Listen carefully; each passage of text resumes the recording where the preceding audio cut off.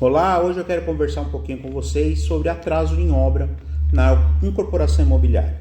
E por que a gente vai trazer esse assunto aqui? Porque a incorporação imobiliária tem a sua legislação lá do ano de 64, a Lei 4591 de 64, e durante todo esse tempo já passamos por diversas crises econômicas e financeiras que geraram novas legislações, novos fatos, né? E que isso vai trazendo direitos e obrigações para as partes e vai alterando, inserindo artigos dentro da legislação.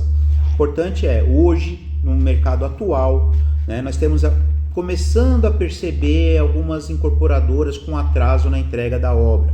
Nós estamos no ano de 2025 e, infelizmente, o mercado vem se mostrando com algum problema nessa área. Então, por isso, motivei aqui a falar um pouquinho com vocês sobre esse tema, que é o atraso na obra da incorporação imobiliária. Como eu falei, a legislação é a 4591 de 64, é a legislação que trata da matéria, né? E lá no ano de 2004 nós tivemos um grande problema com uma incorporadora de renome na época, fato público, notório, não vou citar o nome aqui, mas que foi o que gerou a necessidade de uma legislação, a Lei 10.931 de 2004.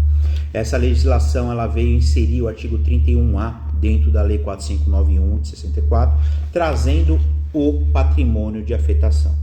Por que isso? Porque essa incorporadora, conforme ela ia tendo sucesso na alienação de uma unidade, de um empreendimento, ela transferia o dinheiro para um novo empreendimento. Isso foi gerando, um vendia, o outro não vendia, foi gerando um problema que algumas obras não se concluíram. E aí foi dando problema e aquela universalidade de adquirentes, de consumidores, começou a ter problema, porque é a casa própria. Nós estamos falando de uma questão de moradia, né? Muito importante.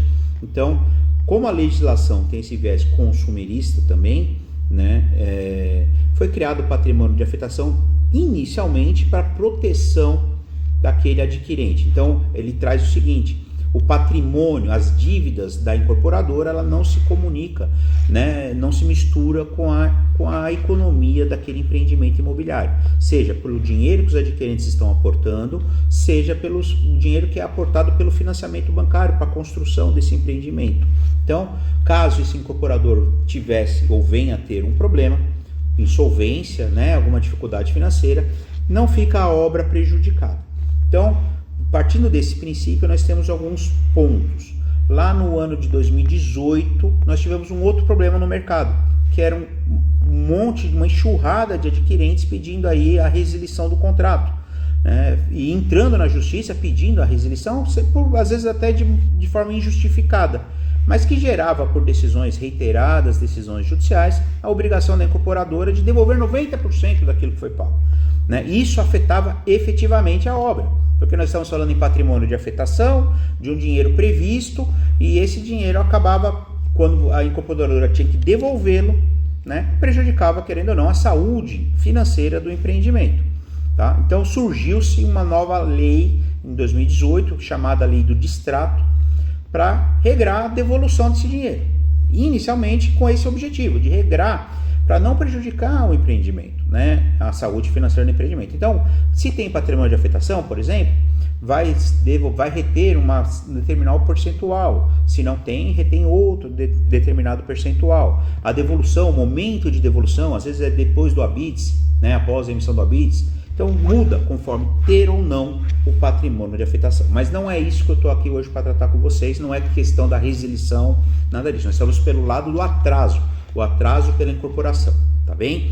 Então, eu tenho visto bastante no mercado aí na cidade de São Paulo, que é onde nós estamos hoje, muitos imóveis aí, novos empreendimentos parados dentro da cidade. Então, comecei a perceber, eu falei, não, vou conversar um pouquinho sobre isso e trazer por cima. Isso aqui não é um curso, né? O canal ainda não é destinado a curso, quem sabe um dia, mas hoje é para tratar do assunto e colocar um pouquinho para pensar, colocar todos vocês aí para pensar um pouquinho sobre isso.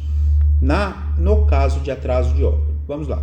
A obra parada por mais de 30 dias, ela já gera aos adquirentes o direito aí de notificar a incorporadora judicialmente para que justifique, porque precisa ser justificada essa paralisação, ok? Então precisa ser notificado judicialmente e aí, caso não dê um andamento devido da obra, é que se faça aí a destituição da incorporadora. Isso é feito pela comissão de representantes. A comissão de representantes ela é criada para fiscalizar a saúde financeira dessa obra, do empreendimento todo e da incorporação, fazer todo esse acompanhamento.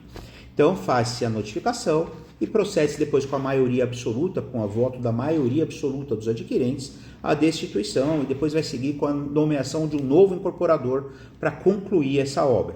Tá? Então o patrimônio está lá preservado e aí substitui-se a incorporadora para que a obra possa chegar ao seu ponto final.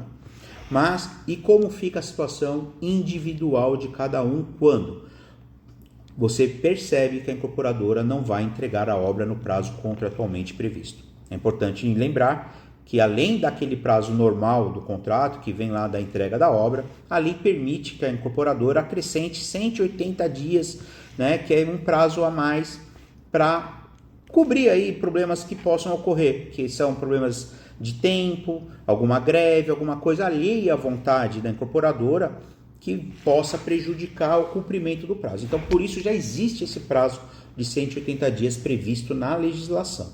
Então, você percebe que essa obra não vai ser entregue no prazo. O que fazer individualmente, como advogado, de repente, do adquirente, né? Quais são os direitos legalmente previstos? O primeiro ponto é, você tem duas opções. A primeira é a resolução do contrato. Tá? A lei fala em resolução, ou você pode pedir essa resolução e a incorporadora vai ter que pagar o valor todo, integralmente, tudo que foi pago, corrigido, okay? Com a multa contratual em até 60 dias. Eu posso também não querer a resolução, porque de repente a obra já está em um ponto avançado e você verifica que vai ser concluída, apenas é um momento, né? Porque é diferente o caso do inadimplemento absoluto, que você vê que não vai conseguir concluir, ou que você fala, não, vai concluir, vai atrasar, mas vai concluir, pelo que eu tenho acompanhado, vai concluir. Então, não vou querer rescindir a resolução desse contrato. O que eu vou buscar?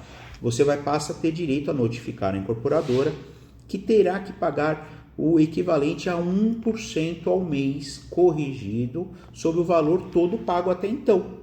Né? Ela passa a ter a obrigação de indenizar, né, em 1% ao mês porque você está deixando de fruir o imóvel. Tá? Passou o prazo da entrega, você deixa de fruir, você teria o direito de fruir esse imóvel, então por isso a legislação prevê esse 1% ao mês que ela precisa pagar até efetivamente entregar o imóvel, tá bem? E esse 1% ele incide sobre o valor efetivamente pago, que é o que traz a legislação. Então, a depender da análise, você vai seguir por um caminho ou por outro. Lembrando, você tem a análise coletiva, porque de repente a obra precisa, ela está no estágio que ela precisa ser concluída, e a incorporadora você vê que não tem condições financeiras, é o caso da destituição da incorporadora, substituição para uma nova incorporadora para que essa obra possa ser concluída. E os outros dois casos seriam individualmente. Primeiro, a resolução do contrato com o recebimento da multa contratualmente prevista em até 60 dias e todo o valor, todo, integralmente pago, corrigido. E também, por fim, o direito de 1% ao mês quando passa o prazo da entrega. Isso aí é a partir do termo da entrega, superado inclusive os 180 dias. Superou os 180 dias, passa a ter direito a 1% ao mês sobre o valor integralmente pago. Tá bem? Esse foi um apanhado por cima. Quem sabe depois vamos conversar um pouquinho mais a fundo sobre cada artigo ou cada ponto que se faça necessário. Um abraço e até mais.